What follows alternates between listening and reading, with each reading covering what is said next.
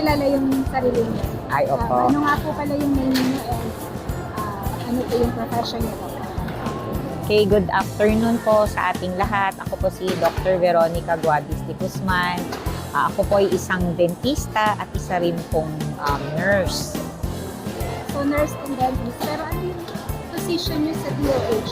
Okay. Nasa department? Opo.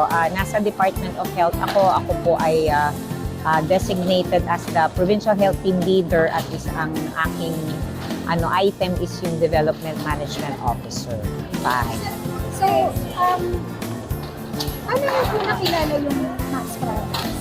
Kasi ang alam ko, nung nursing days ko pa lang, di ba na-mention ko naman sa inyo yon, matagal ko nang hinahanap ko, yung kasi meron daw yung natural talaga, no, na glutathione. Kasi nga, nung napag-aralan ko sa nursing, sa dentistry nga noon, na meron na naman talagang glutathione sa katawan natin. Pero kailangan lang talaga na merong isang, kasi ayoko nung mga glutathione na, artificial, yung exogenous lang.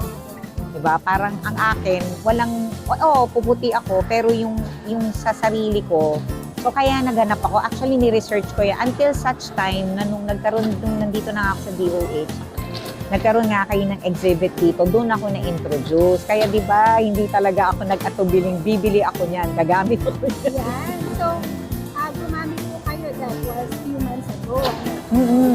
So, ano po yung naging effect sa katawan nyo nung gumagamit po kayo ng Max Product? Kasi medyo, totoo to, no, nung nasa DOH ako, nung na-promote ako, yun nga, kaya medyo stressful din talaga yung work ko.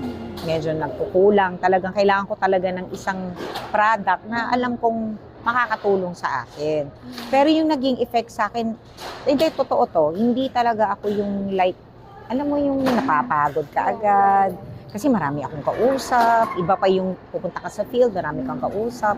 Siyempre maraming deadlines, maraming deliverables. Kaya alam ko sa sarili ko na talagang nung nagtitake na ako nito, talagang natulungan niya ako. And then, meron din yung isang kasi noon, medyo tumaas din yung SGPT levels ko. Matagal ko rin wino-workout yun. Tapos kasi yearly naman kami nagpapa-exam, physical exam. So yun nga, actually nakwento ko nga sa inyo yun, di ba ma'am? Sabi ko, normal na yung SGPT ko. Amazing talaga. Di ba, alam niyo yun? So, Doktora, naging normally po yung mga lab test ninyo and yung energy talaga. So, ngayon nandito po, salamat po sa pag-invite sa amin.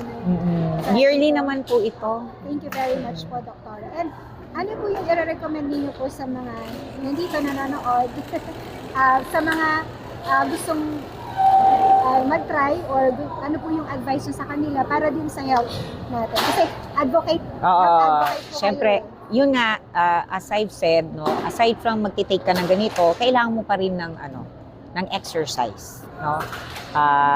Kaakibat pa rin yan para talagang sa sarili mo, alam mo na normal lahat yung magiging blood test mo, at saka on the go ka lagi, very active yung magiging lifestyle mo.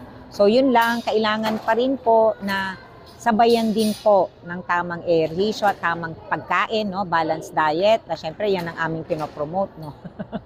So, yun na ako kaya din ako nagbibigay ng ganitong mga mensahe kasi pang-add po ito.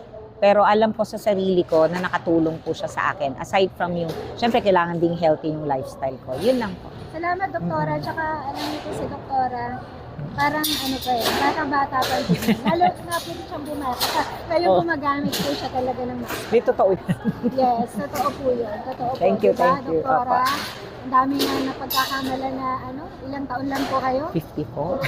Oo, di ba? Pero parang 30 years old lang si Doktora. Thank you po. Yan, anti-aging po kasi. Thank you very Thank much. you. Thank you, Doktora. Thank you po, Ma'am Arlene.